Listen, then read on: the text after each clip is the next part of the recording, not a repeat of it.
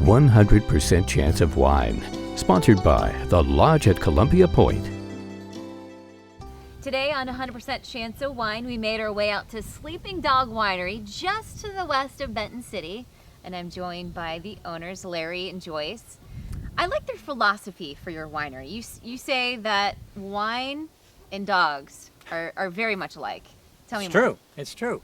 Well, for both of them, I've had this philosophy that wine should be allowed to age, to mature and develop their flavors. Well, that takes time, so we let sleeping dogs lie. Dogs are the same way. You know, a lot of us have had dogs for years and years, and when you first get them, they're vibrant, energetic, running around all over the place, not quite sure who they are yet, just like young wines. Mm-hmm. And eventually they settle down and they get to be relaxing. So the winery started up in 2002, but your journey for both of you started long before establishing the winery. Well, for both of us, yeah. Irrespective of wines. Yeah, for me, I worked in a wine shop when I was an undergraduate years and years ago. And then I had a relative who imported high-end wines. We got introduced to Oregon Pinots in the 80s. And then when we moved here, there just happened to be a vineyard across the road, and there were grapes to be had. Mm-hmm. So we started playing around with them in 1992 and took the big leap in 2002. Then he won an award at the fair. The fair, that did it. Well, especially when we got awards for the wines and for our labels, which were nowhere near as elegant as they are now.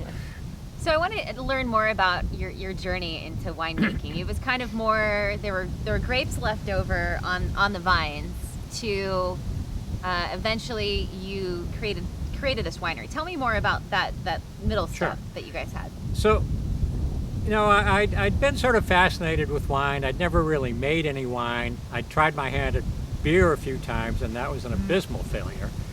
So I talked to my neighbor when I saw there were lots of grapes left on the vine, and just started gleaning. So small winemakers can sympathize with this. You know, when you're doing things on a small scale, you get these 5-gallon glass carboys, and that's your fermentation. Well, that's more your aging vessel. So when I was making wine on a small scale, I had essentially an inert container that I would add small amounts of oak to get that influence that everybody looks for. So that worked out pretty well. After 10 years, I'd figured it out. When I caught Joyce in a weak moment and said, you know, maybe we should start a winery. And she said yes. So when he came to you in your weak moment, what was going through your head? What were your thoughts? He wanted to do it, so it's not my career, it's not my passion, but you know, he just really wanted to do it. I thought it would be more lucrative than it is, but you know, he pays the bills pretty much. This last year was tough, but it was for everybody. So we are very small. I call it a nano winery. So we're so tiny. It really is. When you come out to Sleeping Dog, you get the guy who makes the wine, and maybe the dog, if you can put up with her barking. She's very sweet, but she barks. Well, you guys had a companion before, Jet. But that's kind of the whole basis of your winery, you know, the fact that you were just mentioning that you could sit down, the dog's sitting right next to you. Mm-hmm. Tell me more about your first dog that you guys had. Aurora. Well, actually, the first dog was Boda. So Boda was our companion when I was doing the gleaning operation. And she was what everybody thinks of as a shepherd, black and tan. We call it the puppy years. Puppy years. So she passed away just as we were making the transition from hobby to hobby plus. And so then we found Aurora, who is a white shepherd, online at a shelter in Spokane. And she was just a sweetheart. And she was a great ambassador for the winery. And as you might suspect, a lot of people come out for the dog. Mm-hmm. You know, yeah, there's a guy here, so what? Where's the dog? You know, look under the table, look in the building, where's the dog? Mm-hmm. And so she became the emblem for the winery, basically. A good friend of ours, Mary Jensen, approached us early on, just as we were making that transition, and asked if she could design a label for us. And she did a bang-up job.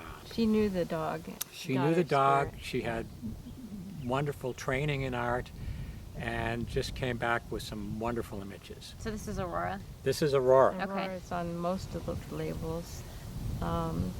She was slated to be put down, and we got a call and said, you better get here and meet her. And we asked them to hold off, and they did. And so we drove up to Spokane and saved her life.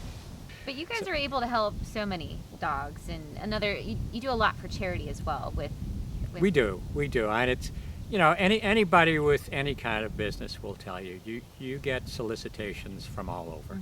And as sleeping dog wineries, we get calls from literally all over the country. And, given the size of our operation, it's just impossible to help everyone. Now, and I'm not putting out a call here, but if you've got a dog-oriented operation in the Northwest primarily Washington, we'll generally figure out a way. We've really cooperated a lot over the years with POP, and we take donations. Our tasting fees all go to POP. We support their fundraisers and their auctions. Last year we tied up with Canine Companions for Independence, which helps train dogs for support for people, and that was a lot of fun. Yeah. And we do some other things with Mikey's Chance, with some of the other local operations, some of the ones on the west side, and it's a lot of fun. And it's good to have a purpose other than just people. Right. And the dogs may not know it, but they're grateful.